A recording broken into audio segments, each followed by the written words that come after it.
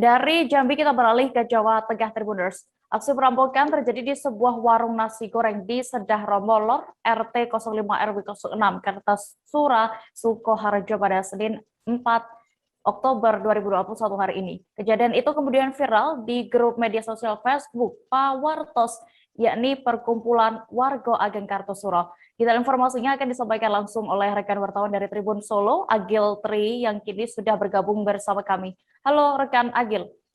Ya, halo Dea. Agil, bisa Anda ceritakan bagaimana kronologi kejadian ini?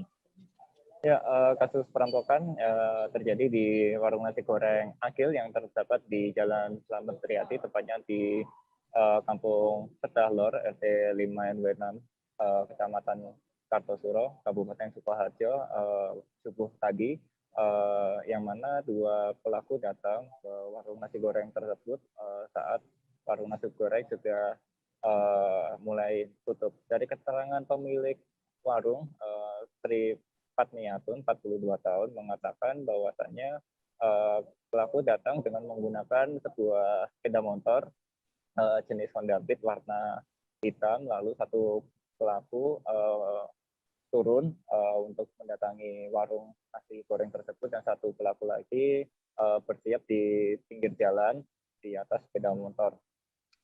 Untuk satu pelaku tersebut kemudian menggedor pintu warung yang dikira oleh pemilik warung adalah salah satu anggota keluarga yang tengah pergi atau yang pulang dari pasar, namun saat anak korban membukakan pintu warung, ternyata pelaku sudah berdiri di depan, dan dari keterangan pemilik warung sendiri sempat mengajukan senjata tajam jenis pisau ke arah anak pemilik warung yang berusia 13 tahun, jenis kelamin laki-laki. Iya. Ya, Agil, lalu berapa total kerugian yang dialami pemilik warung ini atas kejadian perampokan ini? Ya, dari keterangan korban sendiri bahwasanya saat mengajukan senjata tajam, pelaku melihat ada 3 buah handphone yang terdapat di dalam rumah. Kemudian pelaku mengambil 2 handphone lalu mendorong anak pemilik warung dan kemudian meninggalkan lokasi kejadian. Jadi kerugian sendiri dari keterangan korban sendiri hanya 2 unit telepon seluler. Ya. Ya, Agil, lalu berarti hingga saat ini pelaku belum berhasil ditangkap ya, belum diketahui juga. Bagaimana ciri-cirinya?